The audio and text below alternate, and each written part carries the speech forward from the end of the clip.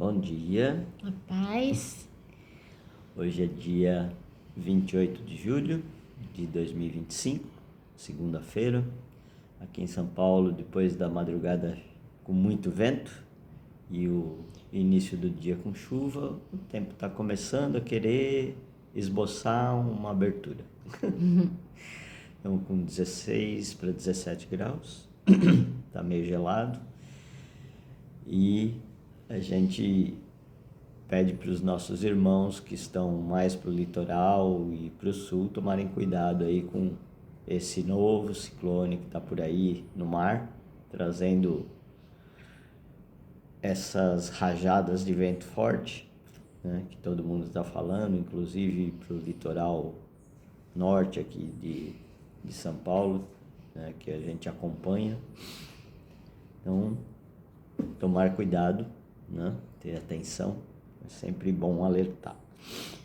Bom, nós na sexta-feira estávamos aqui falando sobre a bênção que Isaac deu a Jacó, né?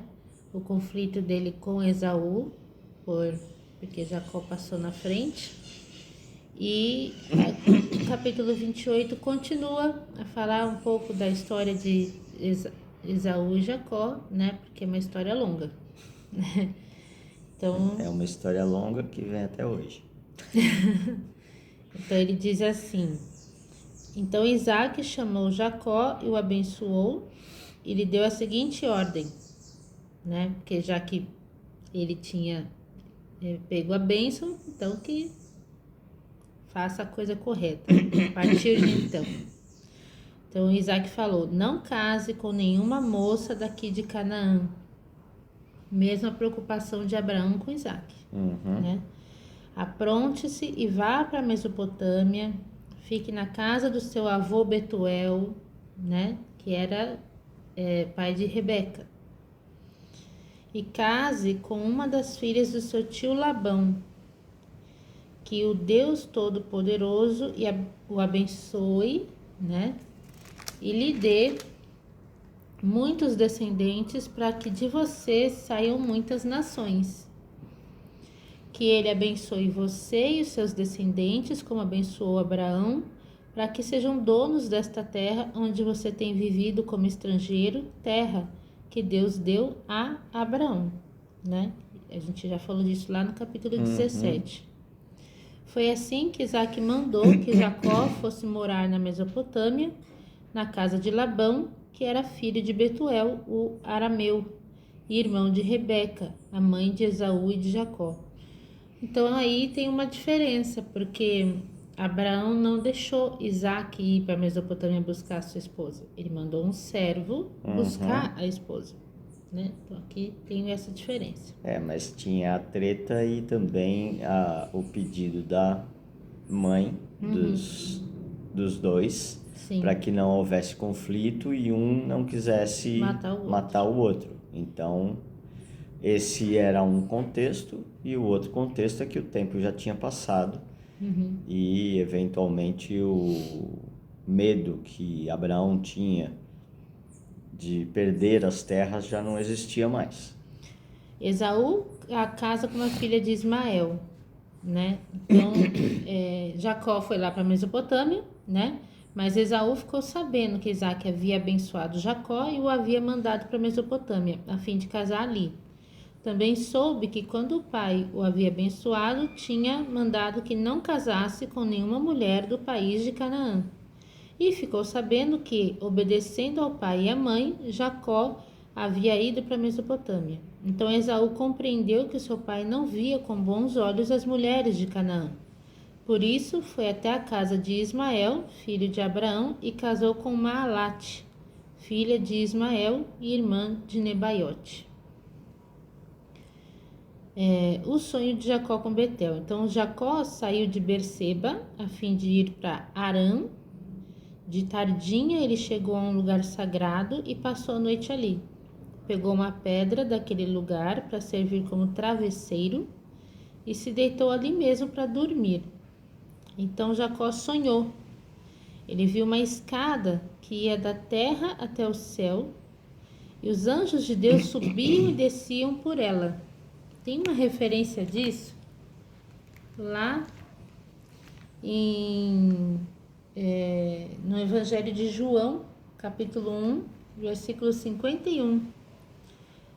Na verdade, eu vou citar desde o versículo 50, que é Jesus dizendo assim: Você crê em mim só porque eu disse que tinha visto você debaixo da figueira? Você verá coisas maiores do que esta. Eu afirmo a vocês que isso é verdade. Vocês verão o céu aberto e os anjos de Deus subindo e descendo sobre o Filho do Homem. Então, Jacó teve um sonho com a volta de Jesus, muitos anos antes, né? E o Senhor Deus estava ao lado dele nesse sonho e disse: Eu sou o Senhor, o Deus do seu avô Abraão, o Deus de Isaque, seu pai. Darei a você e aos seus descendentes esta terra onde você está deitado. Os seus descendentes serão tantos como o pó da terra. Eles se espalharão de norte a sul e de leste a oeste, e por meio de você e dos seus descendentes eu abençoarei todos os povos do mundo. Eu estarei com você e o protegerei em todos os lugares aonde você for, e farei com que você volte para esta terra. Eu não o abandonarei até que cumpra tudo o que lhe prometi. Quando Jacó acordou, disse assim: De fato, o Senhor Deus está neste lugar, e eu não sabia disso. Aí ficou com medo e disse: Este lugar dá medo na gente. Aqui é a casa de Deus, aqui fica a porta do céu. E Jacó e dá medo mesmo, né? Eu não sou a única. Jacó se levantou bem cedo, pegou a pedra que havia usado como travesseiro e a pôs de pé como um pilar. Depois derramou azeite em cima para dedicá-la a Deus. Naquele lugar havia uma cidade que antes se chamava Luz, mas Jacó mudou seu nome para Betel. Betel em hebraico quer dizer casa de Deus. Ali Jacó fez a Deus a seguinte promessa: Se tu fores comigo e me guardares nesta viagem que estou fazendo, se me deres roupa e comida, e se eu voltar são e salvo para a casa do meu pai, então tu, ó Senhor, serás o meu Deus. Esta pedra que pus como pilar será a tua casa. Ó Deus, eu te entregarei a 10ª parte de tudo quanto me deres. Ó, o dízimo presente aqui de novo, né? Então, Abraão, né, o avô de Jacó, tinha iniciado, né, essa prática lá com Melquisedeque, provavelmente pela tradição oral, né? Isso passou ali do avô para o pai, do pai para o filho, e Jacó teve essa experiência com Deus nesse sonho, né? Essa revelação, e fez esse combinado com o Senhor. Senhor, me guarda na minha viagem, não me deixa faltar nada, e que o Senhor será o meu Deus, né? E eu quero te entregar a 10ª parte de tudo quanto o Senhor me der. Então é isso, o capítulo 28. Depois, amanhã, capítulo 29, fala do encontro dele com Raquel. Ai, mais histórias de amor.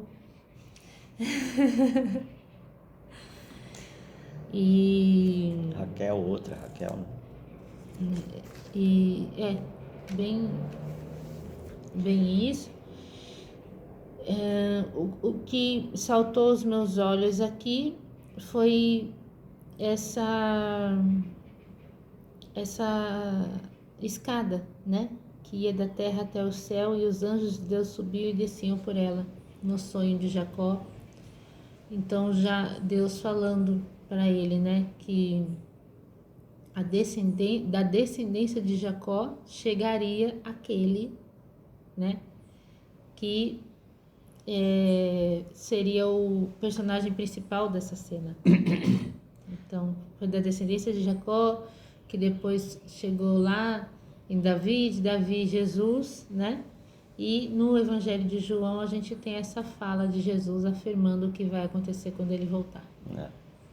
E essa cena foi representada em muitas coisas, em quadros, pinturas, né, de artistas, em cenas de filme, né, seriado e tudo mais.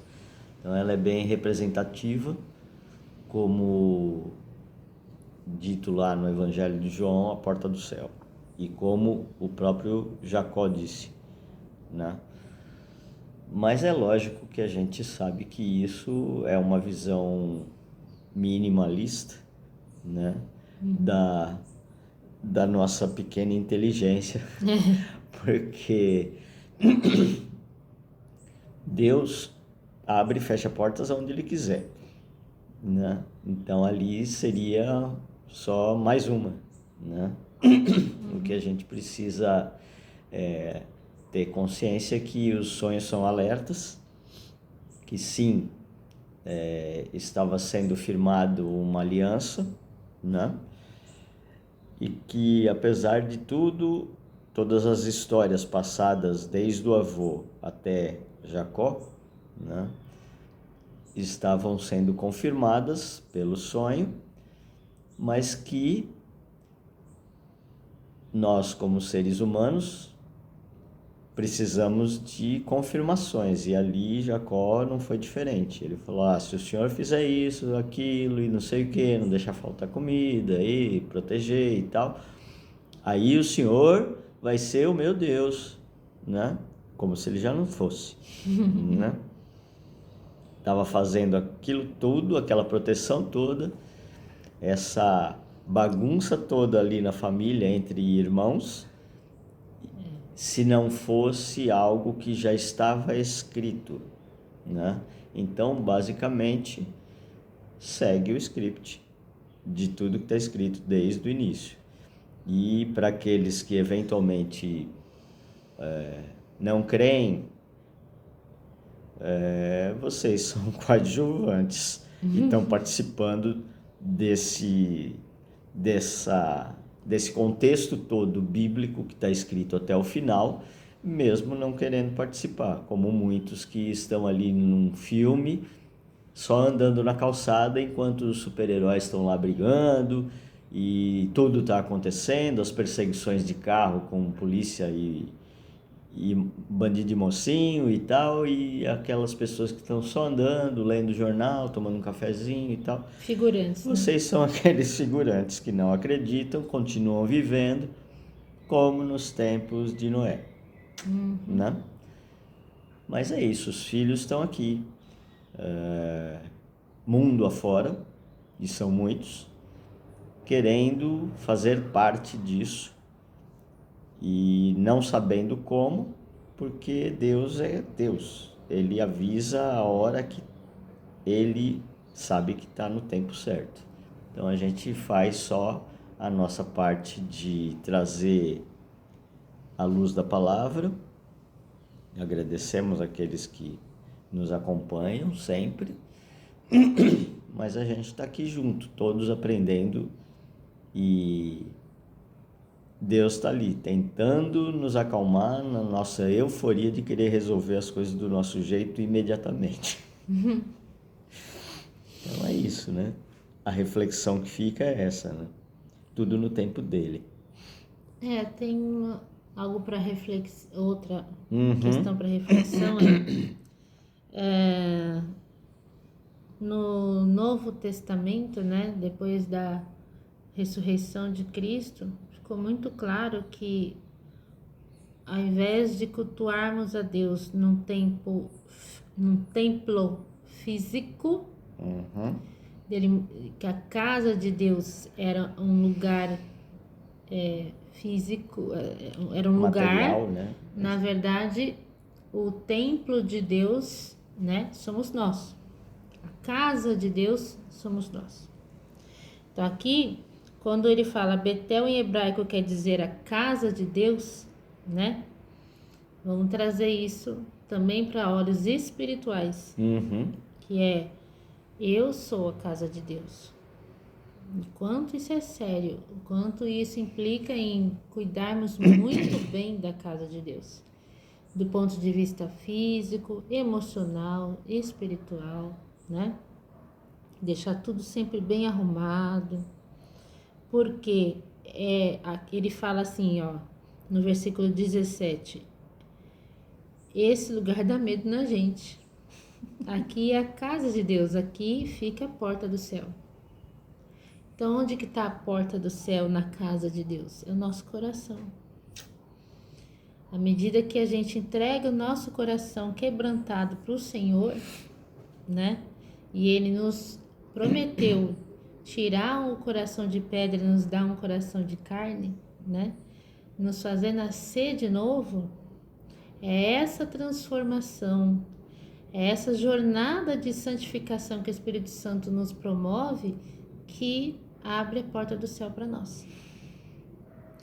Então, diferente de Jacó naquela época, que até levantou um altar, né, com aquela pedra que ele fez de travesseiro e ungiu, Uhum. e marcou aquele lugar, né, pela experiência do sonho que ele teve. Hoje a gente consegue ter um entendimento totalmente diferente, uma experiência totalmente diferente, graças ao sacrifício que Jesus fez por nós, né?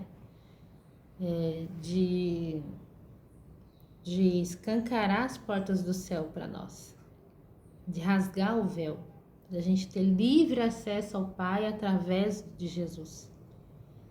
Tá? Então, descortinando um pouquinho aqui, esse ponto não poderia passar batido. Uhum. Assim como Jesus na sua primeira, como que se diz, quando ele se apresenta como o Messias para a mulher samaritana no poço de Jacó, né? Ele cita exatamente isso, né? Vocês não vão mais precisar ir até lá, até porque tudo foi destruído, né? Tanto que o capítulo 29 fala exatamente desse poço. Né?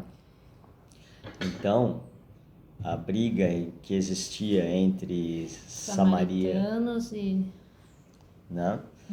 Não precisaria mais existir, porque o templo físico, como Jesus estava dizendo, vai estar aonde os filhos deles estiverem reunidos. Então, o que ele estava dizendo é: vocês não precisam mais ir no templo. Vocês são o templo, desde que vocês creiam, tenham fé, obedeçam, né? Se entreguem. Não entregar de coisas materiais como sacrifícios de carneiro, gordura, isso e aquilo. Vou te dar a chave da minha casa. Isso é superficial e Deus não precisa de nada disso. Ele nos deu isso. Né? Ele nos proporcionou isso. Agora, a única coisa que Ele quer é que nós nos doemos para Ele, né? Como filhos, né? Obedientes e dedicados sempre. E assim como filhos, quantas vezes o pai não tem que virar para um filho que está meio birrento e dizer: não, não é hora. Não, você não merece isso agora. Esta atitude sua não é legal. Então o não faz parte. Está em Provérbios, está em Eclesiastes, está em várias citações dentro da Bíblia, inclusive em profetas, dizendo como deveriam ser obedientes os filhos dele.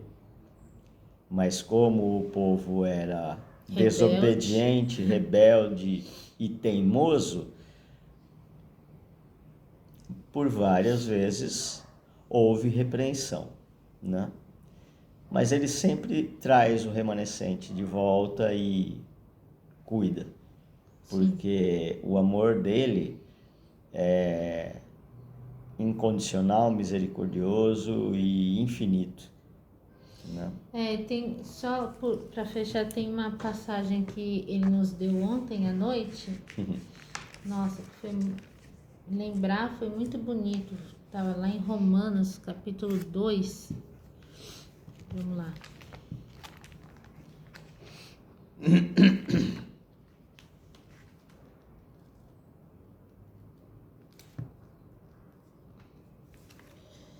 Tá no finalzinho de Romanos, né? Que ele diz, Capítulo 2, né? é Paulo escrevendo a Romanos, né? Que ele fala assim: portanto, eu pergunto, quem é judeu de fato e circuncidado de verdade? É claro que não é aquele que é judeu somente por fora e circuncidado só no corpo. Pelo contrário, ou seja, não é só aquele que nasceu da descendência de Abraão ou que tem a marca no corpo da circuncisão, né? Ele diz assim, pelo contrário, o verdadeiro judeu é aquele que é judeu por dentro, aquele que tem o coração circuncidado, o coração marcado. E isso é uma coisa que o Espírito de Deus faz e que a lei escrita não pode fazer. E o louvor que essa pessoa recebe não vem de seres humanos, mas vem de Deus. Tem a outra tradução aqui que também ficou bem bacana para entender, né, o propósito aqui.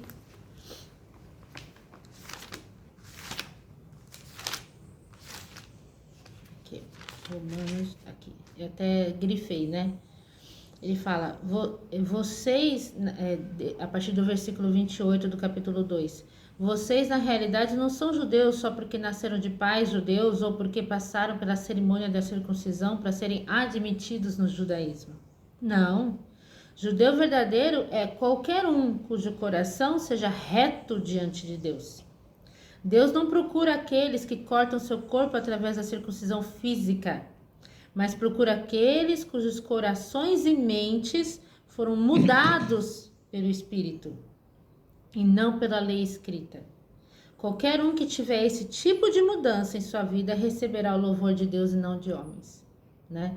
Então não basta você conhecer a lei e ter nascido, né, dessa descendência para ser considerado judeu perante o Senhor, né? O que realmente é levado em conta aqui são as marcas internas, né? O quanto você crê no Filho de Deus, que todas as escrituras falam dele, né? No sacrifício que ele fez por nós, né? E o quanto o seu coração é reto diante de Deus, ou seja, você não só conhece a lei, como você a pratica. E pratica por quê? Porque o Espírito Santo está em você e te dá suporte para isso. Porque sem a ajuda do Espírito Santo, meu querido, né? É só um robozinho tentando, sabe, seguir uma cartilha. Enquanto que quando você realmente, né, é templo do Espírito Santo e o seu templo não está vazio, né? Ele mora em você, ele conduz a sua vida e promove essa mudança, aí sim, com esse tipo de mudança, você recebe o louvor de Deus e não dos homens. Aliás, quanto mais você recebe o louvor de Deus, menos os homens gostam de você. E tudo bem, né? A graça dele nos basta. Exato. Então é isso, gente. E assim, vai ter muita gente, mas então eu sou judeu, Não, isso é só uma nomenclatura, tá? Ele diz lá no Velho Testamento, o meu povo, o povo que eu protejo, né? Os meus filhos. Então, se você é verdadeiramente filho de Deus, independente da nomenclatura que usem, porque ele está usando ali, porque é a época e a cultura que estava descrita, né? Mas é isso. Não adianta a gente querer mostrar para os homens que nós somos. Não.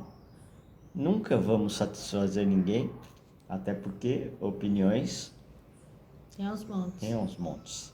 Narrativas piorou, né? Agora, se você faz para Deus, independente do que qualquer um vai achar, você faz para Deus. E o que ele te diz, te basta. Se alguém vai acreditar ou não, não faz diferença, porque no momento certo, Deus vai encontrá-lo se ele for filho de Deus. E se não for, não perde tempo, né? É o que ele diz sempre. Jogar pérolas aos porcos ou perder tempo com aqueles que vão tirar você do foco, né? E ele nos dá discernimento para identificar quem é que tem a semente e quem não tem, né? Porque quem carrega a semente até cai no pecado, né? Normalmente cai. Todos nós, né? Ocorre que a gente identificando tem como ajudar o irmão, tem como amparar, tem como protegê-lo dele mesmo, às vezes, né?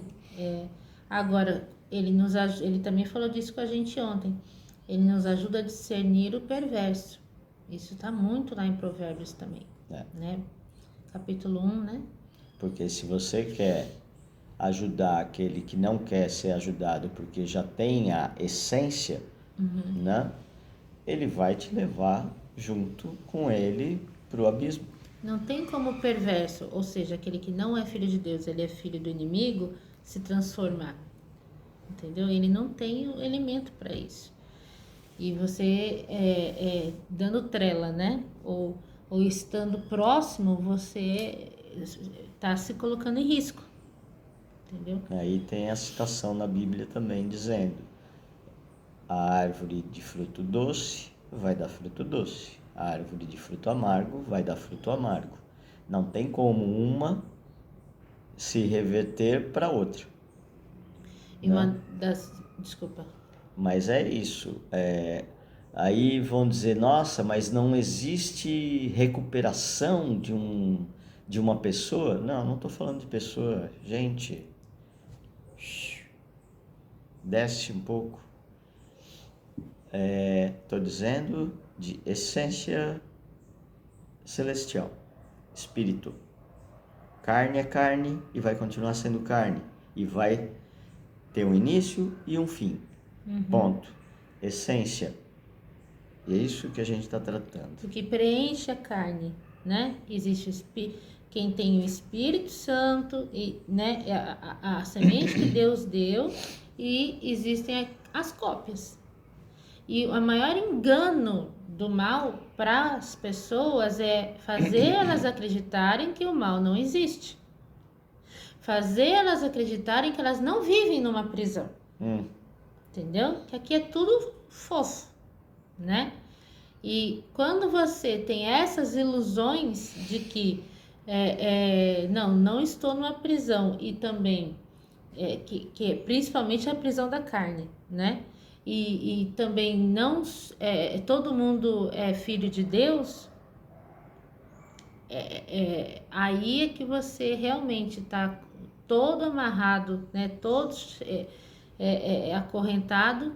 Você está numa armadilha. E nem se dá conta disso.